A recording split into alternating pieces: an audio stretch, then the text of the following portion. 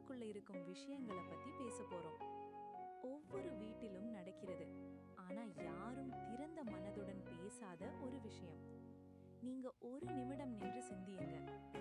எல்லாம் சரியாக இருந்தாலும் உங்களுடைய மனம் சரியாக இல்லாதது போல் உங்களுக்கு எப்போதாவது தோன்றியதா? வீட்டில் பெரிய பிரச்சனை எதுவும் இல்லை. எல்லாரும் தங்களது வாழ்க்கையில் பிஸியாக இருக்கிறார்கள். ஆனால் அதற்கிடையில் உங்களுக்குள் ஒரு வெறுமை உணர்வே இருக்கிறது. ஏதோ ஒன்று குறைவாக இருப்பது போல, யாரும் உங்களை புரிந்து கொள்ளவில்லை என்பது போல. நீங்க பேச விரும்பினாலும் உங்க வார்த்தைகளை கேட்க யாரும் இல்லை போல உணர்ந்து கொண்டிருக்கீங்களா? சகோதரிகளே, பெண்களின் வாழ்க்கை வெளியிலிருந்து எவ்வளவு எளிதாக தெரிந்தாலும் உள்ளுக்குள் அதைவிட சிக்கலானது. காலை எழுந்தவுடன் நாம் பிறருக்காகத்தான் சிந்திக்கிறோம். குழந்தைகளின் காலை உணவு, கணவரின் டிஃபன், வீட்டு வேலைகள், ஒவ்வொருவரின் விருப்பம், ஒவ்வொருவரின் தேவைகள். ஆனால் நம்ம உணர்ச்சிகள் பற்றி வரும்போது நாமே அதை கடைசியில் வைத்து விடுறோம். அப்படியே மெதுவாக அந்த பழக்கம் நம்முள் ஒரு வெறுமையை உருவாக்குகிறது. பல நேரங்களில் நமக்கு என்ன நடக்கிறது என்பதையே புரிந்து கொள்ள முடியாது. நாம் வெறும் நான் நன்றாக இல்லை என்று மட்டும் சொல்கிறோம்.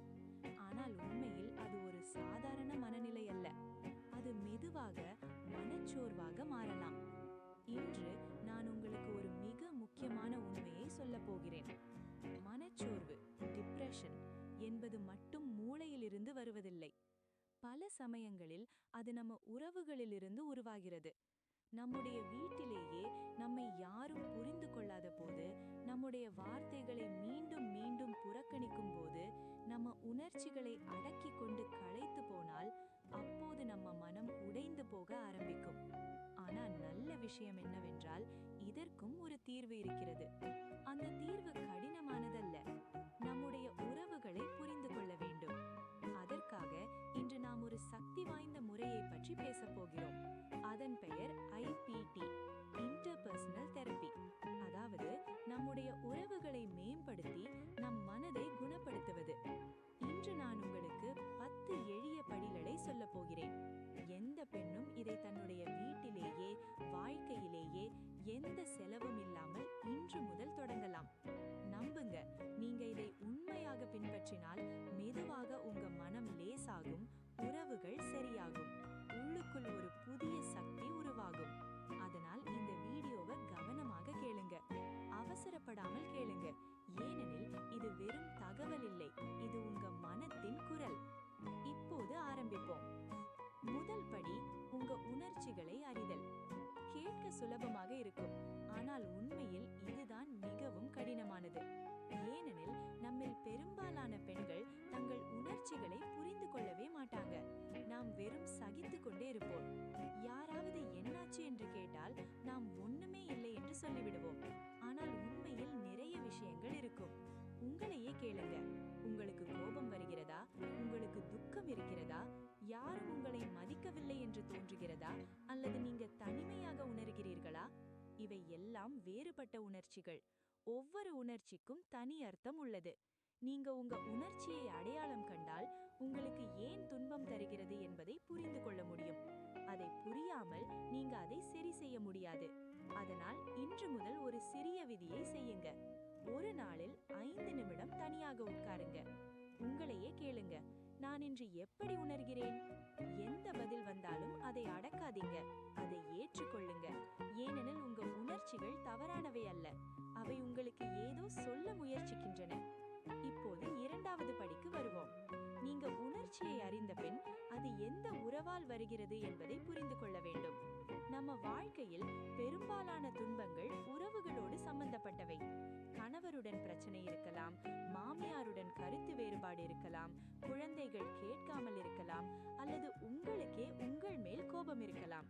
ஆனால் அந்த உறவை நீங்க கண்டுபிடிக்காமல் அந்த பிரச்சனையை தீர்க்க முடியாது.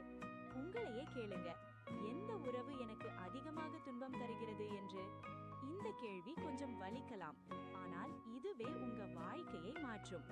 பல நேரங்களில் நாம் உலகமே நம்மை காயப்படுத்துகிறது என்று நினைப்போம். ஆனால் உண்மையில் அது ஒரே ஒரு மனிதர். அந்த ஒரு உறவை சரி செய்தால் மீதமுள்ளவை மெதுவாக சரியாகும். இப்போது அடுத்த படி, உங்க மனதில் உள்ளதை அடக்காமல் பேசுங்க. சிறு வயதிலிருந்தே நமக்கு சொல்லப்படுகிறது, சும்மா இரு, சகித்துக்கொள், வீட்டின் அமைதி முக்கியம் என்று. இது பழக்கமாகி விடுகிறது. நாம் எல்லாவற்றையும் உள்ளுக்குள் வைத்துக் கொள்கிறோம். ஆனால் அந்த மௌனம் நம்மை உடைக்கிறது. அது காயமாக மாறி பின்னர் கோபமாகவோ மனச்சோர்வாகவோ வெளிப்படுகிறது. அதனால் பேசுங்க, ஆனால் சண்டையாக அல்ல, அமைதியா. நீங்க பேசாமல் இருந்தால் மற்றவர் புரிந்து கொள்ள மாட்டார். அடுத்தபடி, சரியான நேரத்தில் பேசுங்க. நேரம் மிகவும் முக்கியம். தவறான நேரத்தில் சரியான வார்த்தையும் தவறாகிவிடும். அதனால் சரியான நேரத்தை தேர்ந்தெடுக்கவும். அடுத்தது, பேசும் விதத்தை மாற்றுங்க. நீ எப்போதும் இப்படித்தான் என்று சொல்லாதீங்க. அதற்கு பதிலாக எனக்கு இப்படி தோன்றுகிறது என்று சொல்லுங்க. இதனால் சண்டை குறையும், புரிதல் அதிகரிக்கும். அடுத்தது, எதிர்பார்ப்பை குறைத்து புரிதலை அதிகரிக்கவும். எல்லாரும் ஒரே மாதிரி இருக்க முடியாது, அதை ஏற்றுக்கொள்ளுங்க. அடுத்து, உங்களுக்காக நேரம் ஒதுக்குங்க. நீங்க உங்களை கவனிக்கவில்லை என்றால் மற்றவர்களை எப்படி கவனிப்பீர்கள்? ஒரு நாளில் 20-30 நிமிடம் உங்களுக்காக வைத்துக் கொள்ளுங்க. அடுத்து, உங்க ஆதரவு வளத்தை உருவாக்குங்க. ஒருவராவது இருக்க வேண்டும், நீங்க பேசக்கூடிய ஒருவர். அடுத்து, மாற்றத்தை ஏற்றுக்கொள்ளுங்க. வாழ்க்கை மாறிக்கொண்டே இருக்கும், அதை எதிர்க்காமல் ஏற்றுக்கொள்ளுங்க. இறுதிப்படி, தேவைப்படும் போது உதவி பெறுங்க. மனதுக்கும் சிகிச்சை தேவை. உதவி கேட்பது பலவீனம் அல்ல, அது வலிமை. இப்போது இந்த வீடியோவின் கடைசியில் ஒரு விஷயம் மட்டும் சொல்ல விரும்புகிறேன். நீங்க தனிமையாக இல்லை. ஒவ்வொரு வீட்டிலும் ஒரு பெண் ஏதோ ஒன்றை உணர்கிறாள். ஆனால் இன்று நீங்க ஒரு படி எடுத்துள்ளீர்கள். அதுவே பெரிய மாற்றத்தின் தொடக்கம். இன்று முதல் நீங்க உங்களை புறக்கணிக்க மாட்டீர்கள். உங்க உணர்ச்சிகளை அடக்க மாட்டீர்கள். உறவுகளை புரிந்து கொள்வீர்கள் மற்றும் உங்களை நேசிப்பீர்கள். இந்த வீடியோ உங்களுக்கு பிடித்திருந்தால் இதற்கு லைக் கொடுங்க. ஒரு சகோதரியுடன் அல்லது தோழியுடன் பகிர்ந்து கொள்ளுங்க. கமெண்டில் சொல்லுங்க. மறக்காம சாய் கிருத்திக் சேனல் சப்ஸ்கிரைப் செய்யுங்க. அடுத்த வீடியோவில் சந்திப்போம். நன்றி.